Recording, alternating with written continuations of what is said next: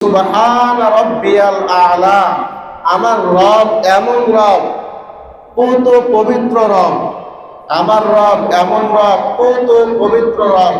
সুবহান রাব্বিয়াল আযীম। আমার রব কত পবিত্র রব, বিরাট মহান রব।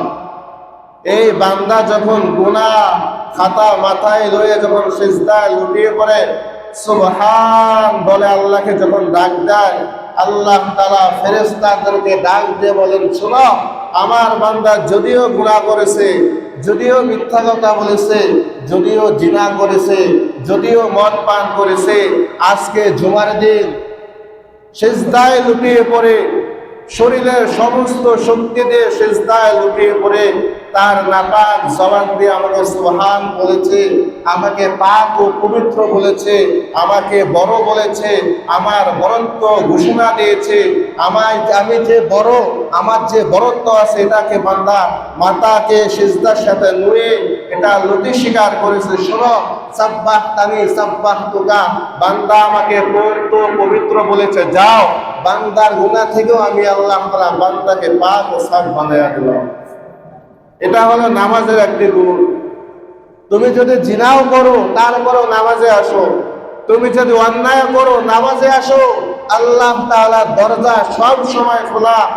লা তাকুনাতু মির রাহমাতিল্লাহ।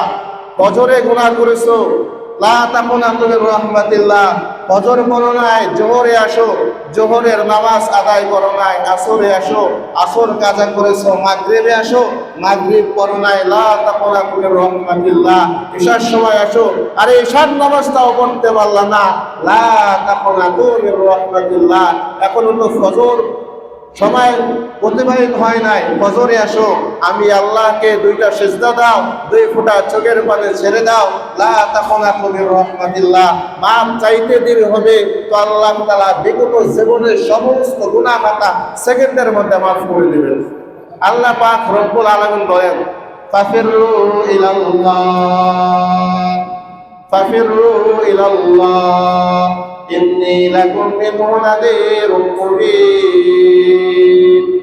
যত অন্যায় করো না কেন আমি আল্লাহ তাআলার কাছে আসো, আমি আল্লাহ তাআলার কাছে এসে সারেন্ডার করো, মাপ চাও, নতি স্বীকার করো, তোমার গর্দানকে, তোমার কপালকে এক রবের কাছে, এক মালিকের কাছে নুয়ে দাও, সঁপে দাও, আর মাপ চাও। তোমার সমস্ত গুনাহ খাতা আমি আল্লাহ তাআলা মাফ করব। তবে শিরকি গুনাহ উলামা কিরাম বলেন বা কোরআন হাদিস অনুযায়ী বলেন, আল্লাহ তাআলা সমস্ত গুনাহ খাতা মাফ করেন, ইচ্ছা করলে মাফ করতেও পারে। তবে শিরক নামক যে মারাত্মক গুনাহ, এই গুনাহ আল্লাহ তাআলা মাফ করেন না। আবার কেউ কেউ বলেন তওবা ছাড়া মাফ করেন না।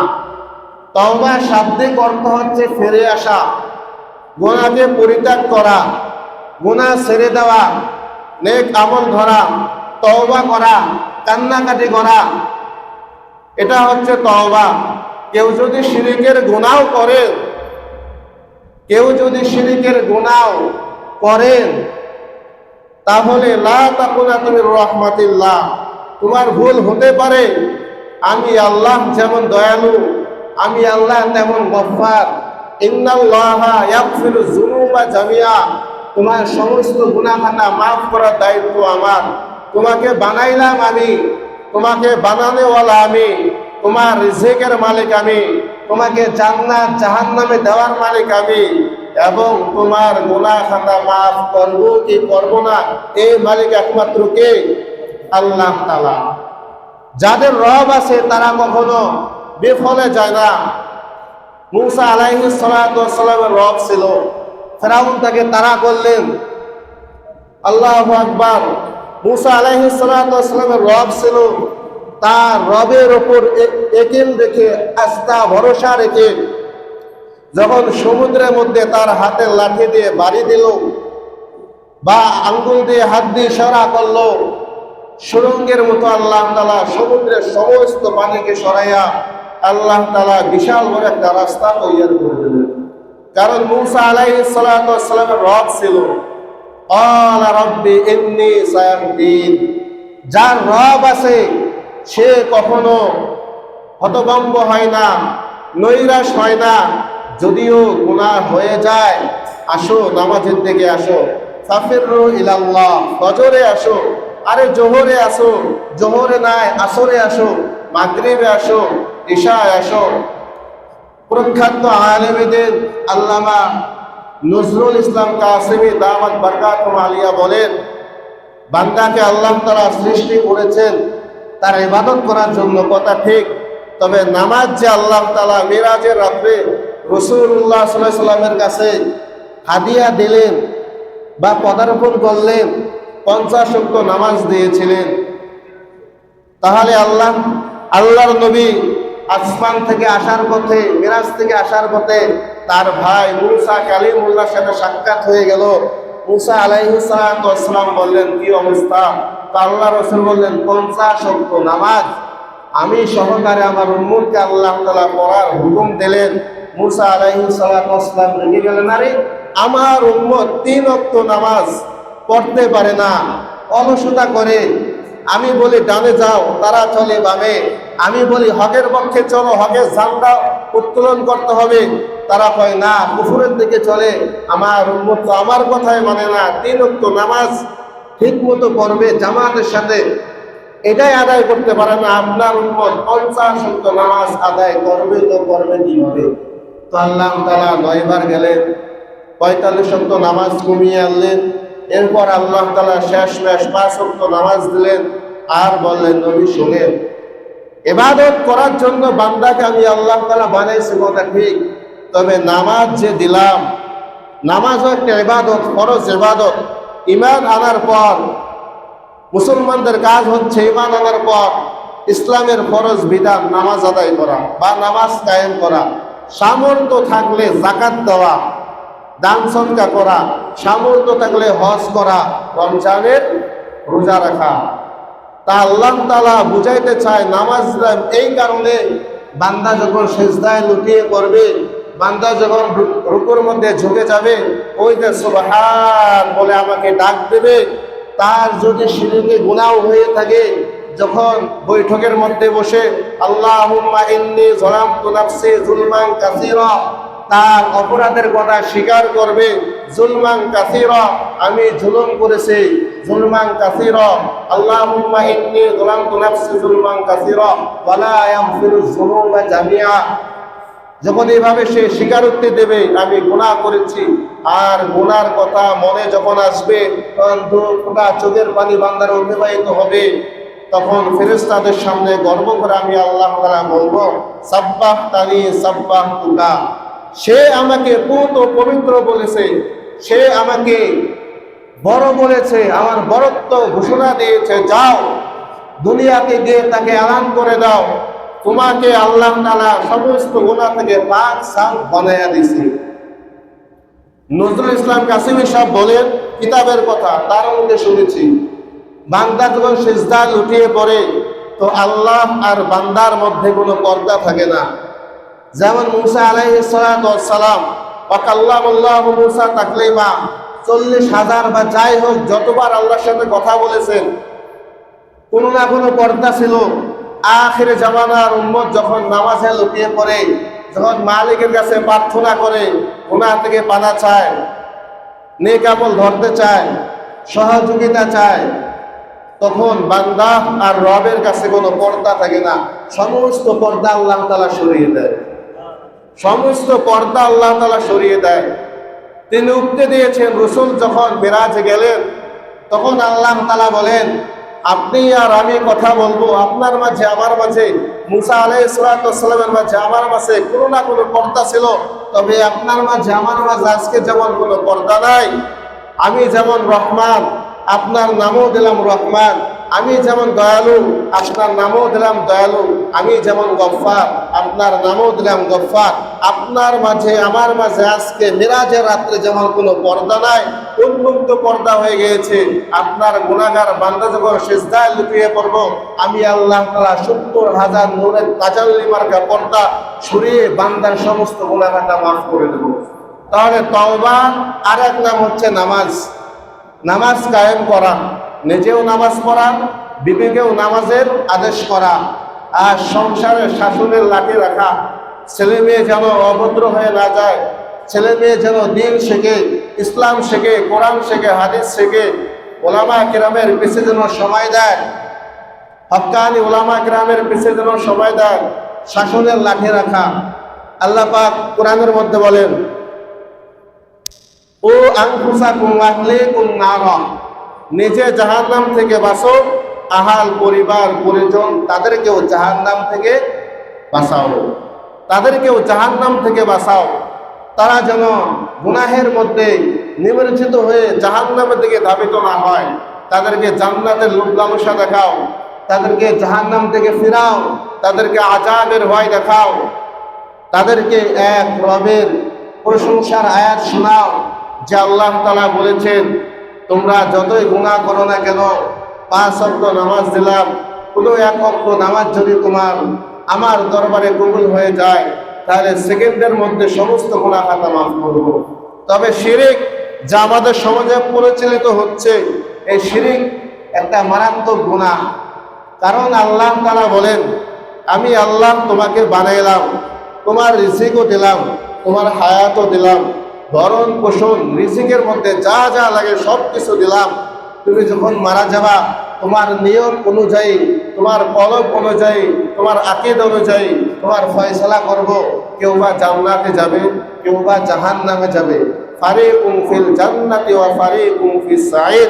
আল্লাহর আরশ বহনকারী 8 জন ফেরেশতা যখন কাঁধে করে আল্লাহ তাআলা সিংহাসন নিয়ে আসবেন, তখন আদম আলাইহিস সালাতু ওয়াস সালাম হতে ঈসা রুহুল্লাহ পর্যন্ত যত নবী দুনিয়ার জমিনে আসছিলেন, সমস্ত নবী দাঁড়াবে আল্লাহ তাআলার আরশের বাম দিকে। একজন মাত্র নবী মুহাম্মদুর রাসূলুল্লাহ সাল্লাল্লাহু আলাইহি ওয়াসাল্লাম আল্লাহ তাআলা ডান দিকে দাঁড়াবেন। তখন আল্লাহ তাআলা একটা হুঙ্কার দেবেন, ওয়ান্তাজুল ইয়াউমা আইয়ুহাল মুজরিমুন। যারা নেক আমলওয়ালা তারা ডান দিকে চলে যাও, যারা বদকার গুনাহগার তারা বাম দিকে চলে যাও। তখন আল্লাহ তাআলা বলবেন, লিমানিল মুলকুল ইয়াউম, লিল্লাহিল ওয়াহিদিল কাহ্হার। দুনিয়াতে গিয়ে তোমরা রাজত্ব কায়েম করেছো, ইসলামের পথে চলো নাই। যারা ইসলাম কায়েমের কথা বলেছে, যারা দ্বীনের কথা বলেছে, তাদেরকেও তোমরা সুষ্ঠুভাবে আল্লাহর জমিনে আল্লাহর দ্বীন কায়েমের কথা বলতে দাও নাই। আজকে যাও, তোমরা জাহান্নামে চলে যাও। দোস্ত, যখন জাহান্নামের অর্ডার হয়ে যাবে, তখন জাহান্নামের অর্ডার হয়ে যাবে, তখন বান্দা বারবার মায়াবী চোখে এক রবের দিকে তাকিয়ে থাকবেন চাতক পাখির মতো। কখন জানি আমার রব ডাক দিয়ে গুনাহ মাফ করে জান্নাতে দেয়, কখন জানি আমার রবের দিলে আমার মায়া উপস্থিত হয়ে যায়, মায়া ভরে যায়।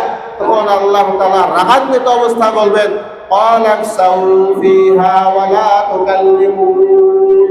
সমস্ত হাসরবাসীর সঙ্গে আল্লাহ তাআলা বলবেন, ক্বালাকসাউ ফিহা ওয়া লা তুকাল্লিমুন। দুনিয়ার জমিনে আমার নাম ছিল রহমান, নাম ছিল গফুর, নাম ছিল সত্তার, নাম ছিল গফফার, নাম ছিল সালাম। আজকে আমার নাম পরিণত করলাম কন্তার। আমি আল্লাহ রাগান্বিতময় রব, আমি আল্লাহ তাআলা রাগান্বিতময় রব। তোর সাথে এতক্ষণ ভালো ব্যবহার করে কথা বলেছি, এতক্ষণ কথা বলেছি, ওয়ালা তুকাল্লিমুন।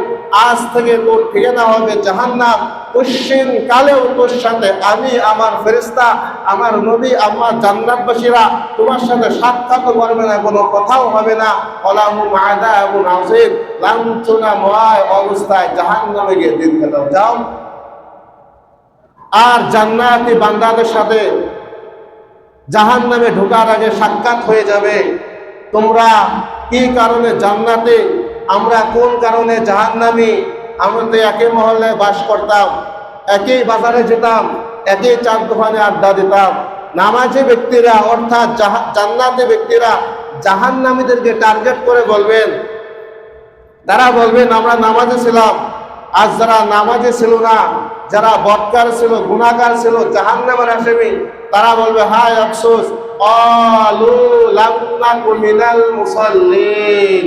তোমাদের মতো যদি আমরা নামাজি হতাম, যদি গুনাহ ছাড়তাম, যদি তওবা করতাম, যদি নেক আমল ধরতাম, যুগের হক্কানি উলামা কেরামের পরামর্শ নিয়ে যদি জীবন যাপন করতাম, তাহলে জাহান্নামের সম্মুখীন আমরা আজকে হতাম না। তাহলে জাহান্নামে যাওয়ার একটি কারণ হচ্ছে ক্বালু লাম নাকু মিনাল মুসাল্লিন, নামাজ ত্যাগ করা।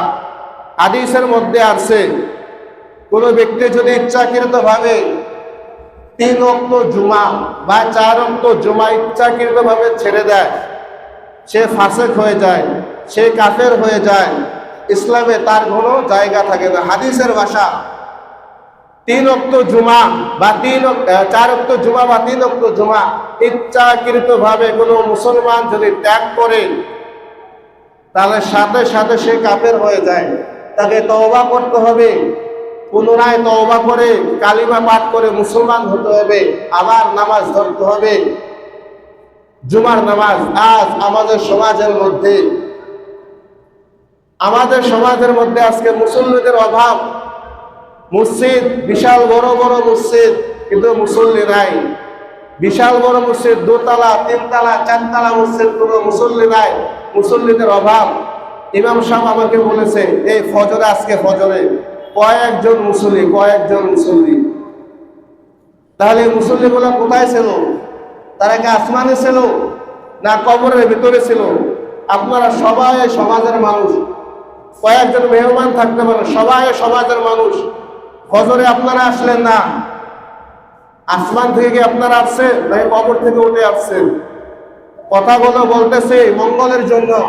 আপনারা না কবরে ছিলেন, না আসমানে ছিলেন, না অসুস্থতায় ছিলেন, সুস্থ শরীর, মস্তিষ্ক সুস্থ।